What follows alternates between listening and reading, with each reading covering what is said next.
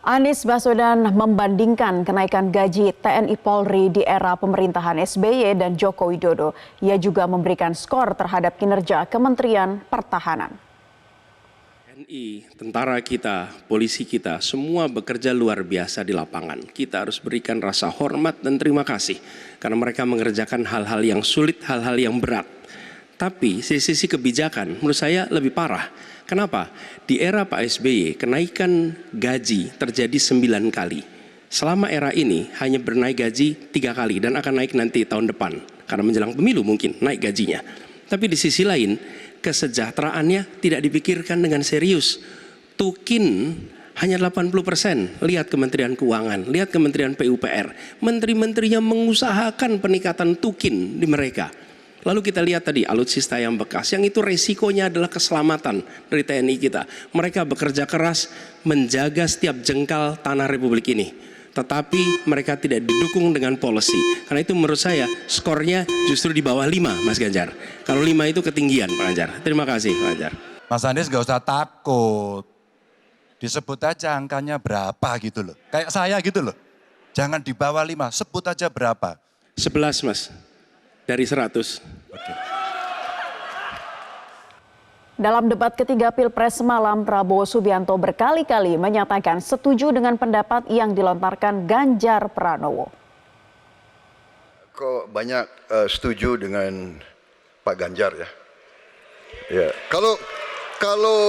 kalau benar masuk akal, saya setuju. Kalau ngomong, ya kumaha. Saya nggak mengerti. Jangan-jangan guru kita, buku kita sama, Pak Ganjar.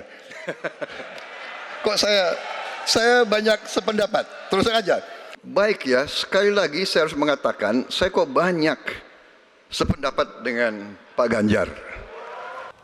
Debat panas antara Capres nomor urut 1 Anies Baswedan dan Capres nomor urut 2 Prabowo Subianto terjadi kemarin saat menyinggung soal standar etika seorang pemimpin. Prabowo menyebut Anies tidak pantas bicara soal etika. Anies lantas mempertanyakan standar etik di bidang pertahanan. Ada kejadian-kejadian di mana kita semua menyaksikan ketika ada pelanggaran etika dan Bapak tetap jalan terus dengan cawapres yang melanggar etika. Artinya ada kompromi atas standar etika. Standar etika ini fakta. Ini fakta.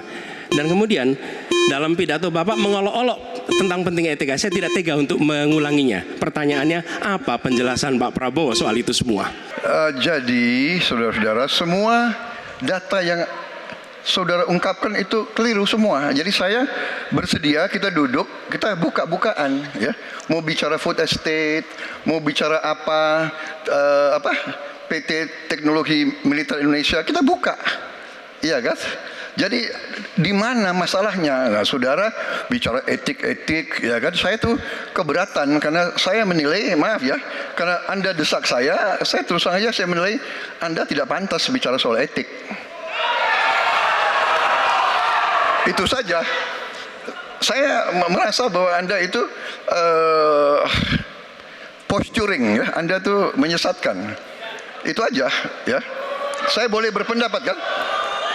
Saya menilai Anda tidak berhak bicara soal etik karena Anda memberi contoh yang tidak baik soal etik. Terima kasih. Jelajahi cara baru mendapatkan informasi. Download Metro TV Extend sekarang.